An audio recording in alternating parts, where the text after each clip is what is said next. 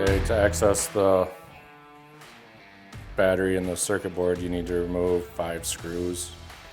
They're just Phillips.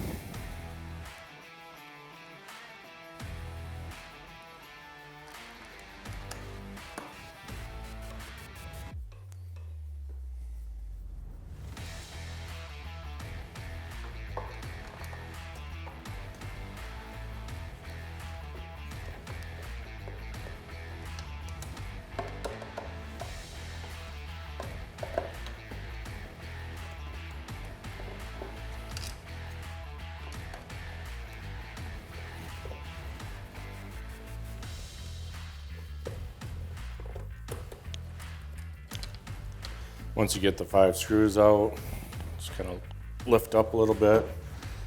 It's usually in there pretty good, so you got to try and wiggle it out. There we go.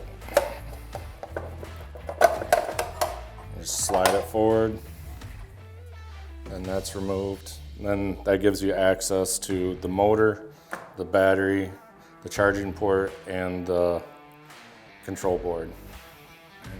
To disconnect the battery, don't just pull on the wires. There's these little plastic retainers. Use a pair of needle nose. Just lift up on the piece of plastic and they pull right off. If you pull on the wires, you'll damage the connector and then your battery won't be able to plug in.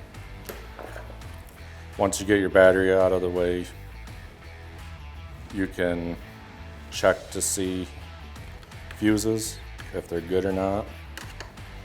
It's not a real good way to get in there.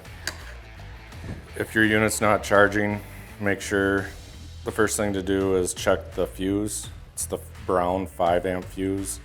Use a pair of needle nose. Don't grab too tight, but just tight enough so you don't crack it. Lift it up. You can either look into the light to see if it's blown, or you can use a multimeter and set it to the ohms. Put 1 lead on one side, 1 on the other. If you hear a tone, it's a good fuse. Then you just replace it.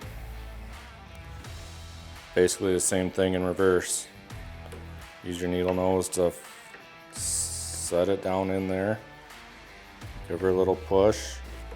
Then you can use your finger to make sure it's in place. Now if your unit's fully charged and not powering on, check the 20 amp yellow fuse. Do the same thing, use a pair of needle nose, pull it out. You can look at it up in the light or use your multimeter the same way. It's a good fuse, so put it in or put it back in. Use your needle nose. Line up the holes, set it in. Use your finger to make sure that it's fully seated.